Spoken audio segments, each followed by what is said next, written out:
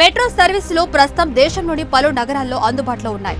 హైదరాబాద్ లో మెట్రో జనాదరణ పొందింది. ఈ నేపథ్యంలోనే నూతన మెట్రో మార్గాలు కూడా నగరవాసులకు అందుబాటులోకి తీసుకొచ్చేందుకు ప్రయత్నాలు చేస్తున్నారు. ఇప్పటి వరకు ఎలివేటెడ్ మార్గాలు ప్రయాణికులకు అందుబాటులో ఉండగా ఇప్పుడు మాత్రం అండర్ గ్రౌండ్ మెట్రో మార్గాన్ని అందుబాటులోకి తీసుకురానున్నారు. ప్రస్తుతం నాగోల్ నుంచి రాయదుర్గం వరకు మెట్రో అందుబాటులో ఉంది. అయితే రెండో దశలో దీనిని LB Nagar, Chandrayangutta, Mylardevpally, Jalpally, P7 road, Shamshabad airport వరకు 33.1 కిలోమీటర్ల మేర పొడిగించనున్నారు.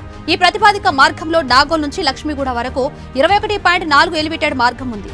అక్కడి నుంచి P7 రోడ్ ఎయిర్పోర్టు ప్రాంగణ సరిహద్దు వరకు 5.28 కిలోమీటర్ల మేర మూవ్ మార్గం ఉంది.